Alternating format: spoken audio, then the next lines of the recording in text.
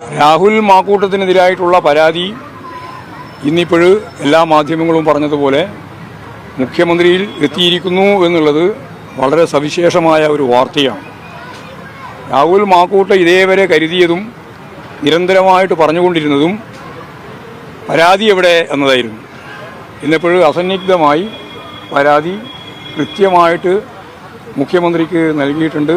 പരാതി മാത്രമല്ല, അതിനാവശ്യമായ തെളിവും നൽകിയിട്ടുണ്ട് എന്നാണ് വാർത്താമാധ്യമങ്ങൾ മുഴുവൻ പറഞ്ഞുകൊണ്ടിരിക്കുന്നത്. ഇനി ഒരു നിമിഷം പോലും അദ്ദേഹത്തിന് ജനങ്ങളുടെ മുമ്പിൽ നിൽക്കാൻ അവകാശമില്ല എന്നുള്ളത് സത്യമാണ്.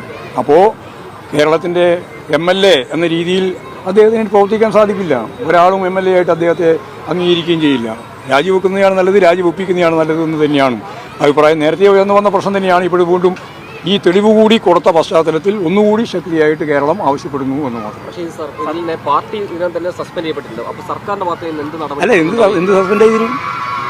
അദ്ദേഹമല്ലേ ഇപ്പോൾ ഇലക്ഷൻ വർക്ക് മുഴുവൻ നടത്തിക്കൊണ്ടിരിക്കുന്നത് പാലക്കാട് ഇലക്ഷൻ വർക്കിൻ്റെ മുമ്പന്തിയിൽ നിൽക്കുന്നത് രാഹുൽ മാക്കൂട്ടത്തിലല്ലേ. പിന്നെ സസ്പെൻഷൻ എന്നെല്ലാം പറയുന്നത് വെറുതെ പറയല്ലേ. അതാ പറഞ്ഞുകൊണ്ടിരിക്കുന്നത്. അതിന് യാതൊരു അർത്ഥമില്ലാന്ന് വ്യക്തമായല്ലോ. അത് പാലക്കാടിന്റെ അനുഭവം തന്നെ പറയണം.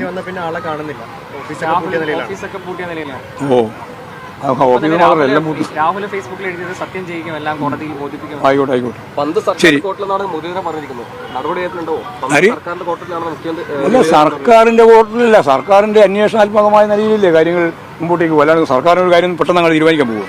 എല്ലാം നിയമത്തിന്റെ മുമ്പിൽ കൊണ്ടുവരല്ലേ പറ്റുള്ളൂ. അതുകൊണ്ടിരും അല്ല, രാജിവെക്കാൻ ഇനി പ്രതിഷേധിക്കുന്നത് രാജ്യം മുഴുവൻ അതിന്റെ ഭാഗമായി മാറിയില്ലേ. ഇനി ഞങ്ങൾ പ്രത്യേകിച്ച് പ്രതിഷേധിക്കേണ്ട ഒരു നിമിഷം മുമ്പ് രാജിവെക്കുന്നതാണ് അദ്ദേഹത്തിന് നല്ലത്. എന്നിട്ട് നേരത്തെ പറഞ്ഞതുപോലെ ഫേസ്ബുക്കിൽ ഇട്ടതുപോലെ നിയമയുദ്ധം നടത്തട്ടെ. അതേ പറയാൻ